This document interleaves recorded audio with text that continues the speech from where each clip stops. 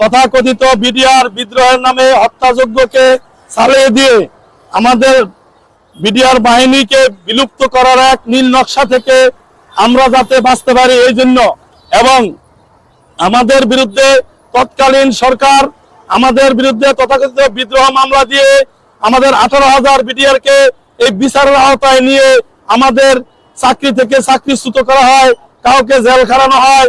এখনো বর্তমানে 850 লোক বিনা অপরাধে জেলখানায় বন্দী আছে। তাদেরকে আমাদের মুক্ত করার জন্য এবং তারা যেভাবে আমাদের পরিবারের সাথে মুক্ত হয়ে আসে জীবন যাপন করতে পারে।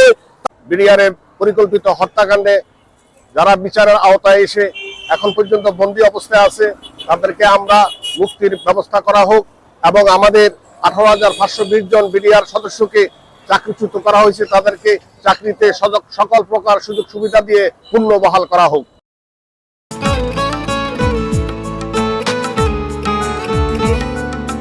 আপনার নামটা? নীলা। রাহুল।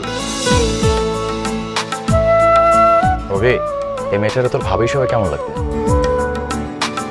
আপনাকে না বলছে আমাকে ফলো না করতে, ফলো কেন করতেছিলেন? আপনাকে দেখতে ইচ্ছে করে আমার, আপনার সাথে কথা বলতে ইচ্ছে করে, আমি কি করবো ঠিক বুঝতে পারছি না। ওরে বাবা, ওই মেয়ে, অথচ তারে তুমি চিনো না? হ্যাঁ,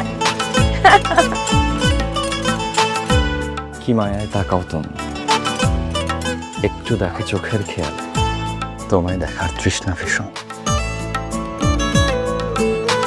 ভালোবাসায় বুঝি দেনা পাওনা থাকে? অবশ্যই থাকে, ভালোবাসা সবকিছু থাকে।